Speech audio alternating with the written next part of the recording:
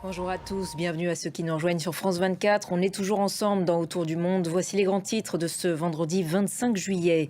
Nouveaux affrontements entre le Cambodge et la Thaïlande. Nouveaux affrontements donc aujourd'hui entre le Cambodge et la Thaïlande dans cette zone contestée de leurs frontières communes surnommée le Triangle d'Émeraude.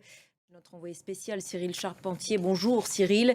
Des affrontements donc qui se sont poursuivis aujourd'hui. Vous en avez d'ailleurs été témoin. Merci beaucoup Cyril pour ces précisions depuis Surin en Thaïlande.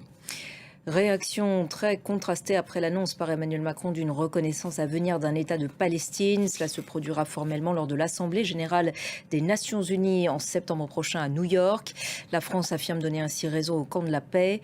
Israël pense au contraire qu'il récompense la terreur.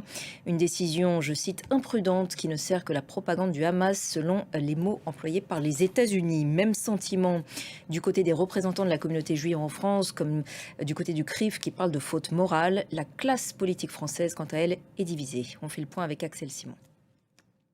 Et la France, membre du Conseil de sécurité de l'ONU, espère désormais rallier d'autres États derrière elle et faire ainsi bouger les lignes. Alors qu'est-ce que cela peut changer concrètement? On voit cela avec Valérie Lerouge. Pendant ce temps, les négociations pour un cessez-le-feu sont dans l'impasse et la situation humanitaire à Gaza est chaque jour plus catastrophique. La cause palestinienne, fil rouge de la vie de Georges Abdallah, passé en grande partie dans une prison française des Hautes-Pyrénées. C'était une décision très attendue tant en France qu'à l'étranger. La Cour de cassation de Paris a finalement annulé le mandat d'arrêt visant l'ancien président syrien Bachar el-Assad.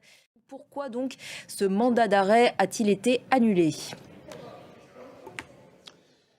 Merci beaucoup, Johan, pour ces précisions depuis la Cour de cassation. Aux États-Unis, maintenant, la Maison-Blanche a dévoilé mercredi un vaste plan d'action pour développer le secteur de l'intelligence artificielle.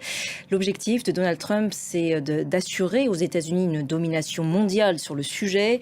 Il prévoit notamment de faciliter la construction d'infrastructures et de lever nombre d'obstacles réglementaires. Mais ce plan devrait se faire, entre autres, au détriment de l'environnement. Explication de Laura Cambo. Et c'est la fin de cette édition. Merci de l'avoir suivi. L'actualité continue sur France 24. Restez avec nous.